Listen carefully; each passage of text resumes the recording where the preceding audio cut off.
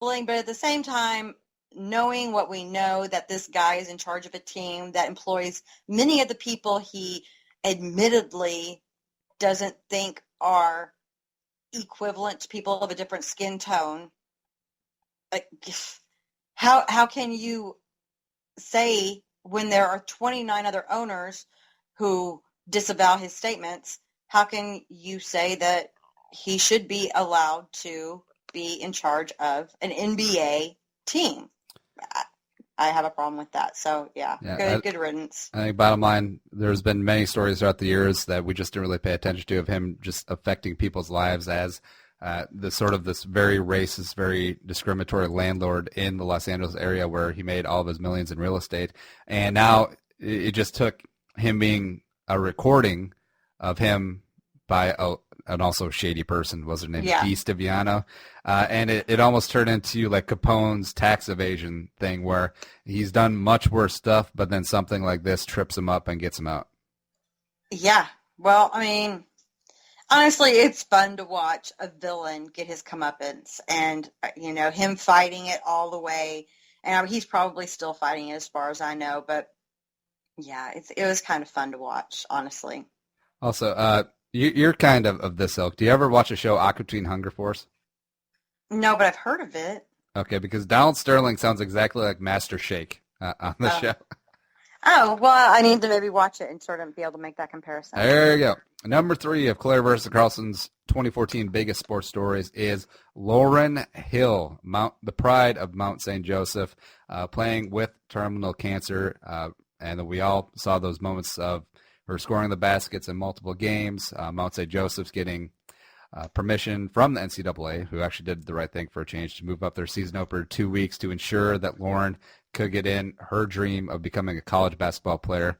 She's still fighting the good fight. Recently decided to step away from the game and is now an honorary coach at Mount St. Joseph. And it's just all in all just one of those sports stories that just makes you feel good, or just makes you feel happy that good things are happening to people, even if in terrible situations. Yeah, I mean, honestly, it's awful that this girl is suffering through brain cancer.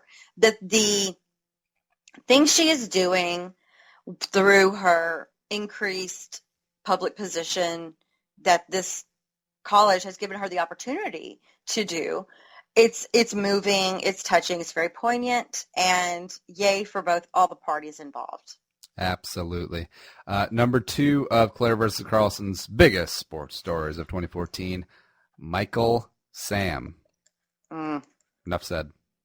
Thoughts? Really, though, really, the media turned this guy into a villain, and then it makes it so questionable about who did what, and now him saying that the Rams treated him horribly.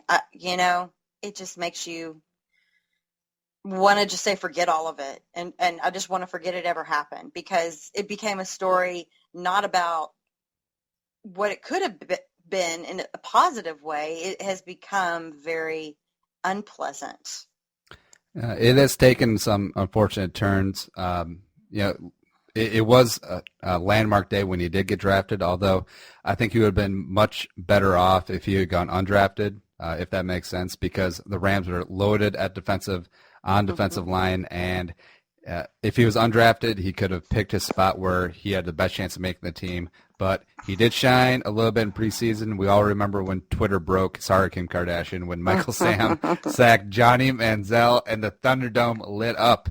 But the Rams ended up cutting him in the last round of cuts, or was it second to last round? Anyways, one of the two. Ended up in Dallas on their practice squad for a little bit, and then recently was cut from there as well. I still think he has a shot in the NFL. He might have to go up to the CFL, pull the Cameron Wake style odyssey of go up there and beast, because the man obviously has talent. He is one of those tweeners like we've talked about on the show before, not quite big enough to be a 4-3 defensive end, not quite fast enough to be a stand-up linebacker, but he can get to the passer, and in the passing league, there's always a premium on guys who can get to the quarterback. Absolutely. Yeah. So, I mean, I don't think his time in the NFL is done by any stretch of the imagination. I just think he didn't land, like you said, in the most opportune spot for him in his career, and that he definitely still could benefit a team And this offseason will probably give him the opportunity to find that team. There you go. And number one of Claire-vs-Carlson's 2014 biggest sports stories, Roger Goodell and his handling of the NFL's domestic violence problem, or lack of handling it, as it were. Ray Rice, Greg Hardy, Adrian Peterson also falls underneath that. Ray McDonald was acquitted, or no charges were filed about his domestic violence, but then we all know what happened to Ray McDonald recently. And, yeah, this is the biggest story of 2014, in my opinion. Yeah.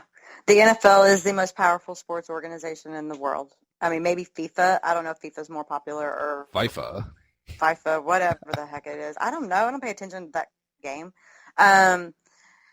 But whatever. FIFA. No, it's FIFA. It is FIFA.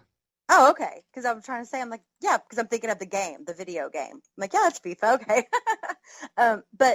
And then coming out that the NFL had to turn over its phone and email records, and there are some inconsistencies. I find that very curious. And Roger Goodell, this story is not over, and I think there's still quite a bit to come out.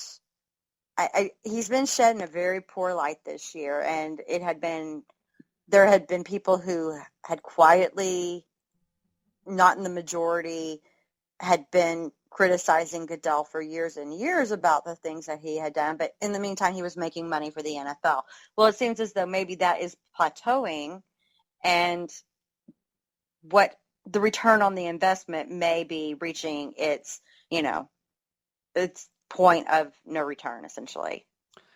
I'm kind of glad that, in a way, it's a blessing in disguise that he botched the Ray Rice handling of things so badly, because this has been an issue with the NFL and also society-wide for decades, for many, many years now, that society and the NFL has not taken seriously as it should. And I think with his initially only giving Ray Rice the 2 games and the outrage that came from that, I think that was a big wake-up call to everyone, saying that we need to take domestic violence, especially towards women, very seriously, as it is a national issue. And I will give Roger Goodell credit, since he screwed that up, and then he had a couple of backslidings trying to make up for it. But it does seem like the NFL is starting to take a hardline stance with issues like this, which they should have done a long time ago. But with this, it's better late than never. I'm glad that they're finally getting something in place like this, even if Adrian Peterson had to be the sacrificial lamb on that, even though we question that process as well. But going forward, Goodell and everyone at the NFL and even the NFLPA have to get these disciplinary stuff standardized and make sure that there's no room for questions of credibility or credulity or any other questioning of these disciplinary measures, because if they have in place, it's got to be a hard line and it's got to be firm instead of all this making it up as you go stuff. Absolutely. They need to anticipate their problems better, and they need to have rules in place instead of trying to create the commissioner's non-exempt list, on the fly. So it needs to happen.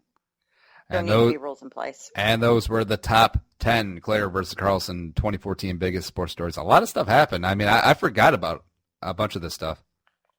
You too? Yeah.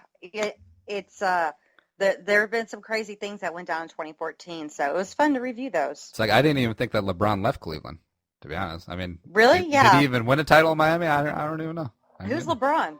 There you go. Running a little long on today's Claire-vs-Carlson Show, so we're actually going to go 4 segments today. All of that goodness. We'll be back in segment 3 with Bowl or No Bowl will be BRB. I think I'm lisping a little bit. Are you? I don't know.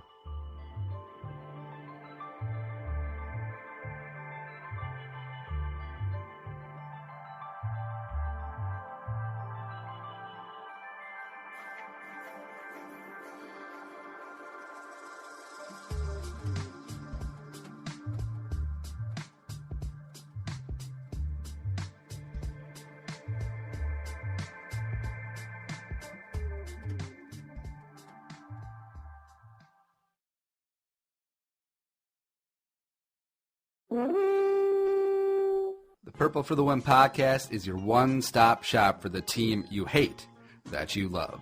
That's right, dedicated to the pain and pleasure that is the Minnesota Vikings. You can find us on iTunes, Stitcher, YouTube for our weekly and bi-weekly mediocrity. And, of course, there's always purpleftw.com. Because, aside from nipple clamps and chains and whips, cheering for the Purple People Eaters is probably the most pleasurable pain you can experience on this planet. So come on in for the mediocre analysis and the more mediocre humor. purpleftw.com. That's right, purpleftw.com. Straight cash, homie.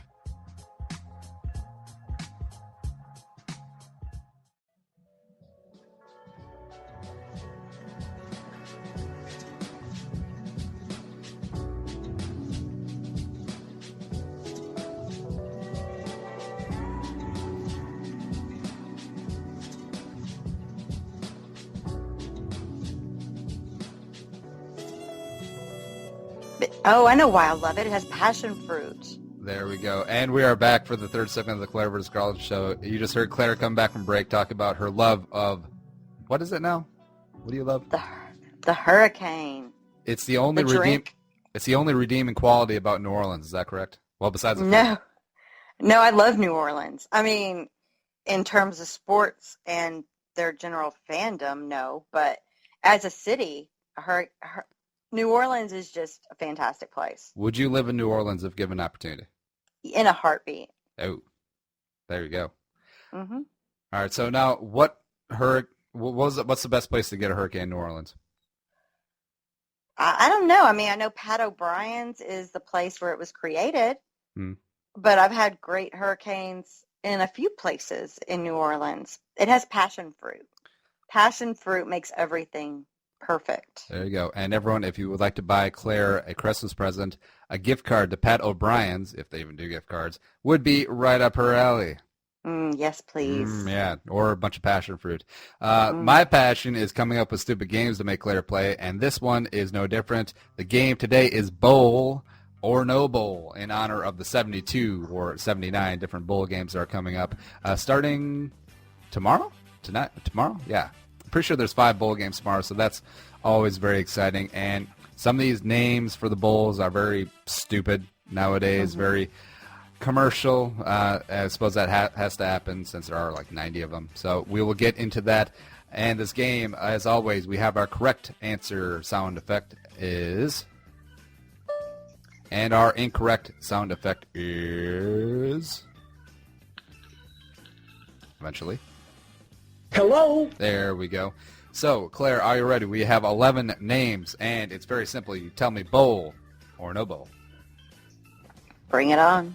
Please. You don't scare me. Please. Number 1, Popeye's Chicken Bahamas Bowl. Popeye's Chicken Bahamas Bowl. Bowl or no bowl? Is it in the Bahamas? I don't know. Oh. You would Well, think. I was hoping that I could get a clue out of that.